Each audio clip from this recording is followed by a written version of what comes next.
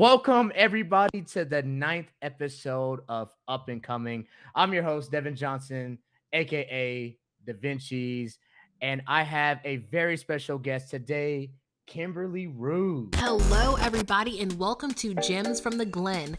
I'm your host, Kimberly Rhue. If you're new to the Glen, welcome. And if you've been here before, I'm glad you've come back for another exciting episode. Hello. Couldn't be able to do this without the sponsorship and the help from Retro Motion. So I want to say, Retro Motion, thank you guys so much for giving us the opportunity to showcase our talents. So, Kim, I've known you, we've known each other for long time, for Long time. Like going on what? I would say 5 or 6 years. 5? I would say 5 to 6 years. Yeah, We've known each 5 other to since 6 years. college. And I've known you because we were in college together, communications, and then when you graduated, you started doing makeup, you were a food blogger, and now you're doing podcasting. So you was always dabbling in like creative stuff.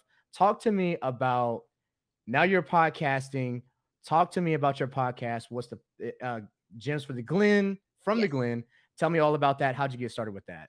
All right. So, Gems from the Glen is my podcast. How I got started with that, it was early 2019. Like Devin said, I dilly and dabbled in a whole bunch of content creating type of things. Like, ultimately, wanted to do vlogging. Food was like my inspiration.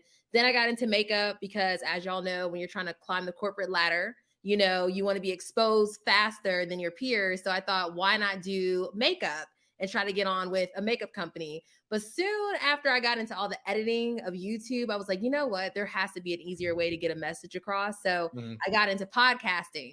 And with 2019, when that came around, I realized like I'm always talking to people about how to be better, how to get themselves started, what they need to start doing to kind of see a change in their life. And that's where the podcast kind of came from. So I kind of have a female base, if I can be honest. And so when I'm talking to women, I just see a light go off in their eyes. They're like, you believe in me, or, oh my gosh, I never knew this. And so my podcast stemmed for trying to educate and inspire women to just get up and like speak their voices to the world and like step into their femininity and not let that be a crutch and going after what they want out of here in this world at this time. So we like in Up and Coming, we like to dive deep. Like I like to get in my journalistic skills and dive very deep. So before I start diving deeper into the podcast, let me talk to me. I want to know about where did the name Gems from the Glen come from? Like, why did you come up with the name and what is it supposed to mean? Okay, that's a good question. So, Gems from the Glen came from riding around in Atlanta, Georgia, looking at neighborhoods. Because what I wanted my podcast to be was a community. And the first place I look at is a neighborhood. A neighborhood has a community. So I was driving around, I was just kind of somewhere in Roswell, and I saw Glen. And I was like, I like that name. And then I realized, when you're listening to people, they're always like, I'm going to drop a gem. I'm going to drop something on you. So I was like, oh, let me drop some gems on people. So finally, the name Gem from the Glen came because I feel like in the community, I'm always going to be dropping gems to put people on. So that's how we created Gems from the Glen. Gotcha. And, I've listened to about 4 episodes of your podcast, and you did say that it's a community for women, but I kind of feel like some of the things that you were saying, I connected to it. I don't know if I was like, because I know you, right? I was connecting, or it's just like, it was really hitting. Like before I even did this interview, I actually watched the podcast and then listen to a podcast on Apple Music. Then I hit you up. Right. And then so why did you decide it was like, I need to shout out my sisters. I got to shout out to my ladies. I need to make sure that this is for them because there's so many podcasts out there trying to inspire people. But why did you select women? Why is that your target audience and the age group? I really feel like that target audience chose me. And truthfully, like when you are starting your business or when you're promoting yourself, generally the first people that kind of buy into you are your peers, right? So working in the cosmetic industry, working in my work now, there's a lot of women, right? And so when you're sharing your podcast, of course, those people are going to be the ones that listen. But now that it's live on different platforms, I'm finding that men do listen to my podcast as well, but majority is women. Okay. And why I kind of cater more to them is because I feel that every woman knows when she's in her group, there may be some women there that listen to her, but they don't inspire her, or Yeah. they don't give her advice, or she can't find that mentor, or she feels like her ambitions aren't being met.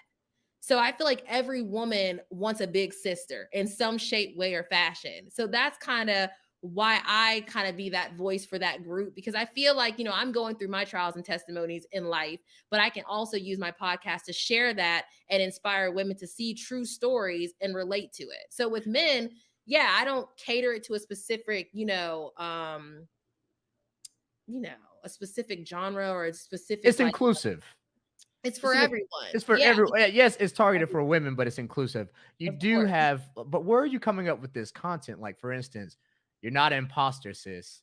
Like, there's a lot of different episodes, but where are you coming up with this content? And when I'm listening to you, and I'm going to show the people, I'm gonna preview some of the work so people can go see and download and listen on their free time. But it's like you've been doing this for like 10 plus years. Where are you coming up with this content? And how are you writing these scripts to come up with it? Honestly, it's literally coming from me. Like I said, I use a lot of my podcasting as testimonials. Mhm. And you're not an imposter, sis. I think at that time, I was going through a moment where I was just like doubting myself, right? And then I was listening to my friends around me, and then they too are like trying to get it in life. And I feel like all the time we're sitting here, we're just like, halfway showing up in life, or we're Mhm. doing things but we're not confident in what we're doing. So you're not an imposter, sis, was me basically talking to myself. And as I do my content, I research, I try to figure out, well, what is imposter syndrome? Okay, who does this Mhm. mostly affect, and what are some ways we can try to avoid staying in that. So when I'm doing my research in that, that's how I find the names of my show, and that's how I find the content, just by pulling off life experiences that I'm going through, or maybe a friend is going through that they've shared. Well, let's get into the first podcast. Let's do a preview. This one is Mirror Mirror on the Wall, How to Self-Reflect. By the way, your titles are very like they grab you. They make you want to listen. See, when you self-reflect on yourself, it allows you to take the time to really analyze the things you may be going through or have gone through, by allowing you to process your thoughts so you can organize where your mental is, so you can figure out where you want to be. See, self-reflecting helps you to understand who you are and why you do and act the way you do. Self-reflecting allows you to bring your life back full circle into alignment with what you want out of this life, so you can put yourself back on the right track to obtaining it. So in order to grow, you must analyze how something is being nurtured and cared for. And see, a lot of us have gardeners in our lives, sowing seeds in our minds that are producing weeds and waste, that are contorting our views of who we are and what we can obtain, because we're allowing our views of who we are become so contorted that we're looking at other people's lives and living in comparison, that when we look back in our own yards, we spent so much time in everyone else's garden, we forgot to water our own. You said these are all coming from you. Was there like Yeah. a certain situation that made you say that I wasn't good enough, or maybe I'm comparing myself with somebody else, or I'm not at the position that I want to be at, or where's this like stimulating from? Yeah, honestly, I don't know if I have any influencers out there, but this stems from this world that we're in. When you are a content creator, all the time, you're trying to be at your best. You're trying to Mhm. get views, you're trying to get followers, you're trying to get sponsorships, and you have to start from somewhere. And so when you get into this world, you sometimes start off by feeling excited just because you're doing it. But then as you really start looking at, okay, I'm not making any money, or okay, my following isn't going up, or okay, no one's really supporting me or, showcasing my work. You start to kind of feel like an imposter. You kind of feel like, I know my content's good, but what happens if I'm just not relatable? What happens if Mhm. it's really me and it's not the work that I'm doing? And so with that, I had to say to myself, like, you're doing amazing. You're doing more things than the friends around you are doing, in the sense of you're going after something you're actually interested in. We have people every day who work jobs that they hate, and they're just showing up for a check, and they want to do something, but they just either don't have, I call it, the balls to do it, or they Mhm. don't have the time to look into it. And so with the mirror on the wall, it was basically just letting you know that, you need to look at yourself inwardly and figure out, what do you want to do? Like, what are your values? What are your character traits? and just stop being in this self-sabotage mode and just step up and become unstoppable and just go after what you want. Because every day we're going to play small, and you're not supposed to show up in this world like that. You're supposed to show up in this world and be seen and be heard. So that's what I wanted Mirror Mirror on the Wall, is to let you look at yourself and self-reflect and figure out what it is that you want, so you can be unstoppable and be that person that you're striving to be. How long have you been doing this? I've been doing this for 4 years now. So pre-pandemic, you've been doing this pre-pandemic. Yes. But I'm pretty sure, during the pandemic, everything kicked up and you had a little bit more, I guess, a little bit more time to do more content with Yes. this. And a lot of more experiences. So what are some of the feedback, or like what are your audience and your viewers telling you after each episode? I know you live in Atlanta, so Atlanta's like a big creative pool sometimes you can go find. But what are some of the women telling you about, has it helped them or it made them get through the day or whatever? Yeah, people have really told me they find what I'm talking about comical. Like, they feel like they can relate to it. I put my little ad libs in there, but one thing is they're always saying like, man, I felt that. Like, I felt like you were talking to me.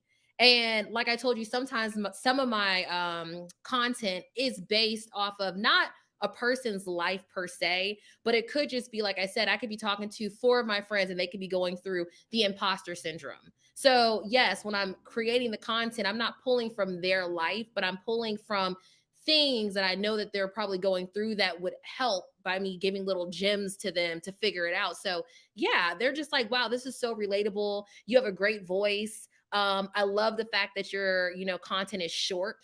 Because yeah. They're about 10 to 8 minutes. They're like 8 to 10 minutes long. They're like really sweet, right to the point.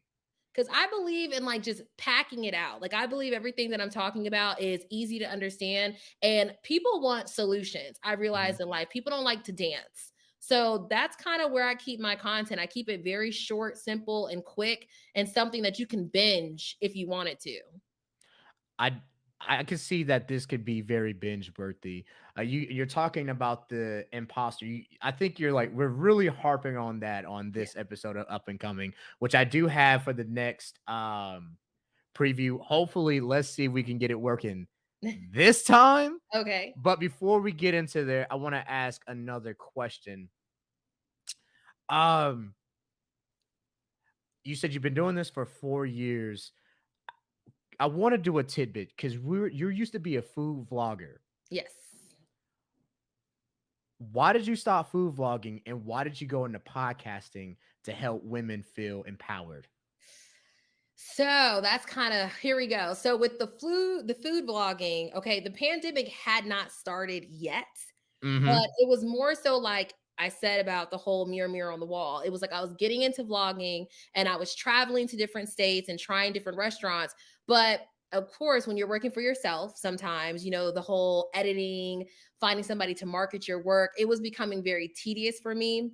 And it was just time consuming. I still love doing it, but the podcasting just felt right. It's like I picked up a mic one day and I just started talking, and it just felt right. It's like the editing was quick, simple. I was getting great reviews back from it, and it just felt like it was meant for me. So I kind of kept with it, because when you are in this world of content creating, people are going to tell you what they like, right? And of course they're going to tell you, do what you love. And that's true. But when you're trying to make it not just a hobby, but some type of lifestyle, you do have to listen to your audience eventually, because those are going to be the people that are buying into the product that you're selling. So I felt like I was getting more reviews, better feedback off of podcasting than I was off of vlogging, if that makes sense. What do you mean? Like crowd participation. Like, I felt like when I was posting videos, people would like it, but the content or the comments weren't there. Like, you have to have. You talking about on YouTube? You talking about your food vlogging? Yes. I do remember that. Yeah, they were kind of long. Yeah, they're like 30 minutes long. Like, it was like a TV show. Super long. Like I said, their attention span is really short. And then also, like I said, engagement. Like a lot of companies look for engagement when they are, looking to support you. And I just felt like with my podcast, I was getting engagement. People were really telling me, like, you're talking about something. And that's where I leaned more into, okay, if this is easy for me, if this is helping me self-heal, and then it's also helping a community, this is where I need to be. Well, let's get into the next preview. Speaking of brokenness, how many of you have been playing that broken record in your head? You know the record that tells you you're not good enough. Or as soon as you mess up one time, they're going to figure it out. They're going to figure out that you never had it all together, or that you were never really qualified for the job because all along you were just a fraud, a fake, an imposter. I mean, has anyone ever felt this way before? Anyone? I mean, let me ask you a question. Come here, let me ask you a question. Why? Why do we feel that we're not qualified for that role or that position? Why do we feel someone's going to find out that we may not have all the answers, Sway, or that we just may not know some things? Why do we fear taking the opportunity? Is the risk not worthier than the reward? Why do we play an understudy instead of taking the lead role in our lives?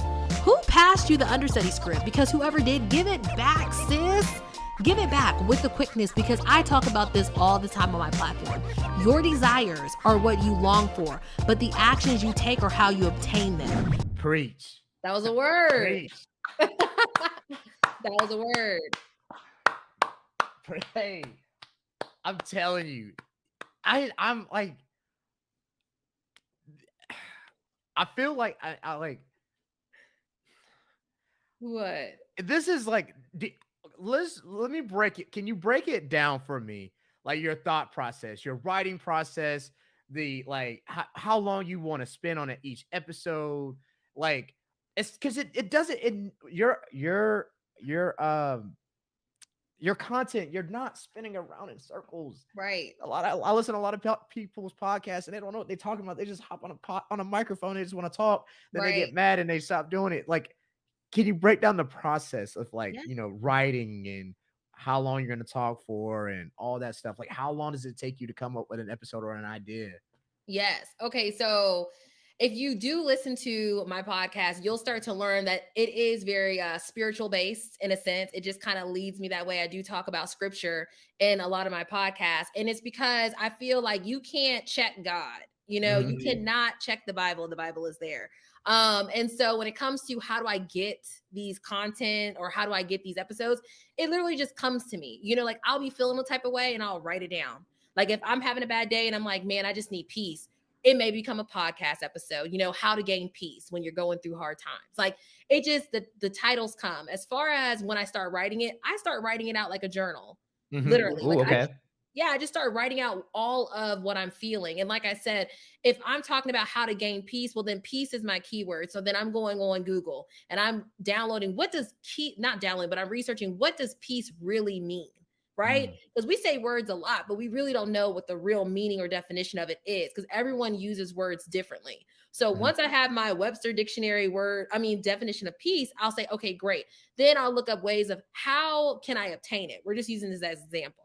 And then I'll look at what I'm researching, but then I try to apply it to my world and how I can tell my audience how to obtain it. Because half the stuff we read, some of us don't even agree with.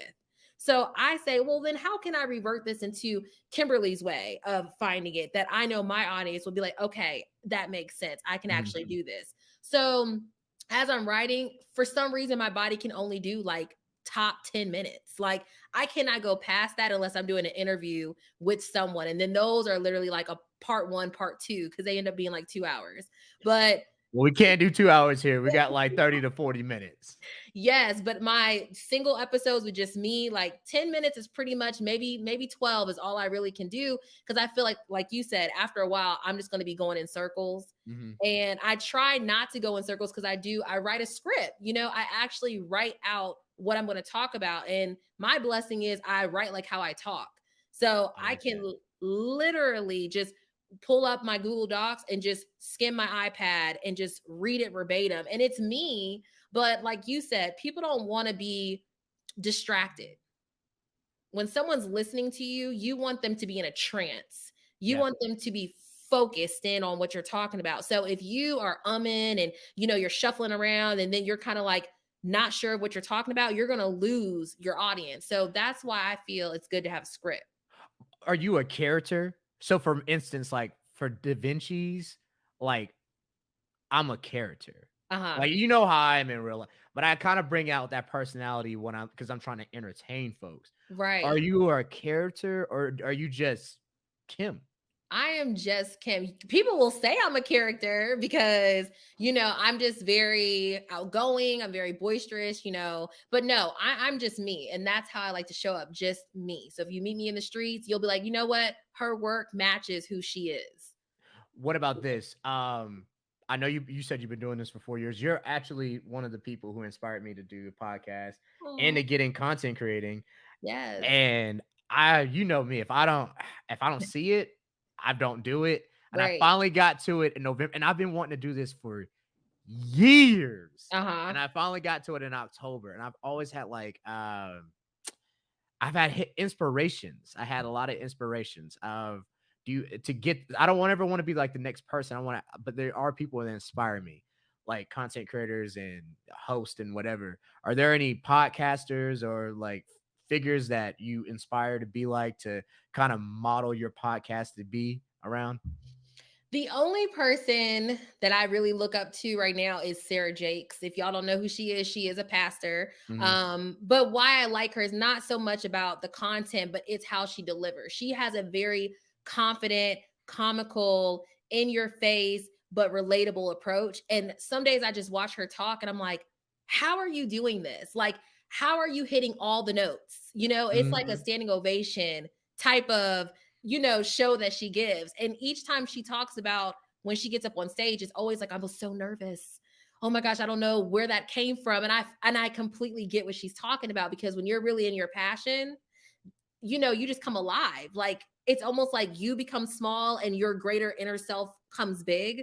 So she would be right now like my inspiration. As far as other influencers, I would say no, because what I No. try Okay. to do with myself is I look at like Pinterest. I look at things for influence. I don't more so look at other people, because I know if I start looking at other people, my work may mimic what they're doing. Oh, okay. Okay. Okay. Yeah. I get you. I see that in my, because I'm like going back and watching my VODs. Yeah. I'm like, oh man, I sound like him. I sound like Dash EXP. Like I know he's my inspiration, but I'm like, oh my God, I just made the same joke that he made. Right. Right. And that's the thing. Like, sometimes, like, as a content creator, you have to step away. Like, Mhm. you really do. You have to turn off your social medias. What I mean by that is, like, you got to put your social medias into things that are inspiring you. You can't just always be following people unless it really is in your niche. Like, we love that word, right? Yeah. Niche. You want to follow things that are going to help better you, but you don't want to focus in so much on what a person is doing, because the thing about being a content creator or influencer is you don't really know their life story. Okay. You don't know what they're doing or how they create what they create. So you could be racking your brains or spending all this money and doing all this stuff, and you don't even know that they could have their little sister, editing their videos, who's amazing, but you think it's them. Or you could just find out things that you're not willing to do, or you could find out things that you're just like not really into. So you just have to stay true to yourself. You have to figure out, that's the biggest thing about content creating. You have to figure out who you are, and the only way you're going to figure that out is by trying, Well, just trying stuff. I want to preview the last podcast that you sent me. If you tuned into the last episode, You're Not an Imposter, Sis, I spoke about the imposter syndrome and how at times we find ourselves feeling like a fraud, a fake, or an imposter because we don't feel like we fit the bill. And I encouraged you all to stop playing that broken record in your heads and recognize you've got this and you're more qualified than you think because you're not an imposter, sis. Now, on today's episode, I'm here to tell you your thoughts are not facts. I mean, how many of you lie awake at night with thoughts running rampant in your head that you toss and you turn and then you scroll on Instagram for hours, that now you're playing back every scenario that transpired throughout your day, that you begin to think, and overthink everything? And I'm here to tell you to stop it. All that overthinking isn't good for you. So breathe. And be present because your thoughts aren't facts, sis. We shared a little preview of your thoughts aren't facts, sis, and you were in the whole episode. That's like a 7-minute episode. You were talking about that your thoughts aren't facts, and then that some people, uh, I know for myself, I do it all the time. There's a lot of things that just go in your head, Mm-hmm. and and it holds you back from like going to sleep or doing what you want to do. Dive into that. Talk to me a little bit about is like because me and you were talking about before we even did this show, Right. but what were their thoughts? What were their thoughts going in your head? Was like, I'm not gonna get where I want to be at, or I'm not in my career, or I'm not where I want to be in life, and this was actually happened, and you probably heard some of your friends that say this too, and this is where you came up with this episode. Yeah, I mean, at the end of the day, I just feel like, again, we're growing. Everybody is growing. You'll keep growing until the day you die. But the point is, yes, as humans, we overthink everything. We stress out over everything because Mhm. we don't prioritize our thoughts.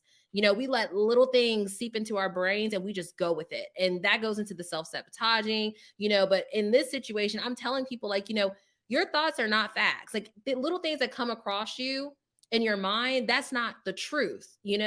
And so to your point, yes, all the time. I would say a lot of for me, I was just at that time, I was just having a lot of overload. Like Mhm. I really was just feeling a little bogged down.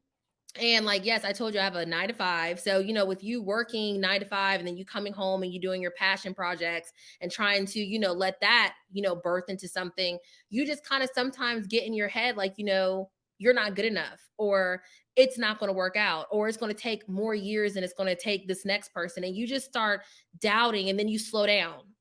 And that's the worst thing you can do to yourself. Go ahead. But is that and I wanna ask you a few more questions before we wrap up, but does because you said that, do you see any differences? Is it harder to be a female content creator, or is there any challenges, obstacles that you have to go through that you're maybe hearing from other people that they have to go through, and maybe this is kind of like, for the gospel for folks?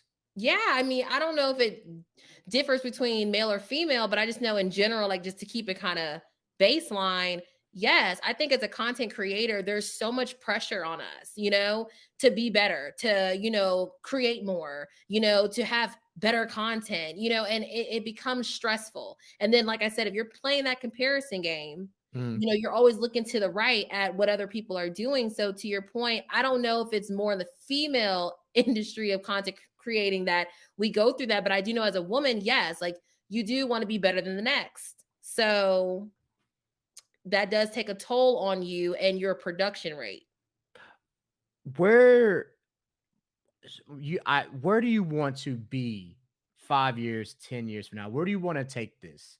Like, Oh where my could you see yeah, where do you yeah. I honestly would like what we're doing now. I would love for somebody, some network to either give me a show or, I wouldn't even mind doing podcasting at this Mhm, point, but like having my own show. That's what I love about podcasting. It's my show. mhm. And I would just love to be invited on different podcasts or different shows to talk. I told you the other day, TED Talk is a big deal to me. I would love to be invited on TED Talk to just, speak. Really, I just want to be a public speaker. So if I was being booked for engagements to speak, oh, that would be amazing. So in 5 years from now, I want to be booking engagements and speaking. Well, the host who made this happen actually put the emojis in the chat. We are Oh, they Ritual Emotion is looking for content creators. shout So out to the email base. if you if you're looking to do some content creating here on Ritual Emotion, definitely should give it a chance over here, and you can bring gems from the Glen Yes. over to here, video, you know what I'm saying? You kind of bring that fan base over there. But I am grateful that you did take the time and talk to me Yeah. and share about share about your podcast, what you're doing, your dreams, your goals. Before we wrap up, is there anything else that you want to add before we close? Like where can we find this at? Okay. Where So can we find these episodes at? Definitely. First, I want to thank you so much for inviting me on to your platform. It was amazing. You're a great host. Thank you. Love the energy. Where you can find my podcast, it's going to be on Spotify, Apple Music, Amazon Music. It is going to be on SoundCloud. So pretty much those are like the four. But I mostly, if you have a smartphone, Apple Music and Spotify are probably going to be everybody's tops. You definitely can go on my platform Anchor. That's another way that you can listen to me. That's actually my base platform. So those are where you can find me. And also my Instagram. If you need help, you can go on my Instagram, Gems from the Glen. And I have a little link where you can click to view all of those different platforms for one click on my Instagram page. The last thing that I want to ask you is for folks who see this, like say, because I am going to edit this on YouTube and Okay. put it together. This is going to be on here. Anybody can, like, people could get on Ritual Motion and check it out on demand from start to top to bottom, no edits and whatever. But if you could describe your podcast or your community. My community is go-getters. Ooh. You may not start off as a go-getter, but you will eventually end up as one, because I feel like I will motivate you, put some fire under your behind. So my community basically are women and men who are just trying to make a change in their personal life, and they're trying to step into their passion projects and create the lifestyle and income that they're looking for outside of their 9 to 5, period. Wherever? Huh? It said wherever?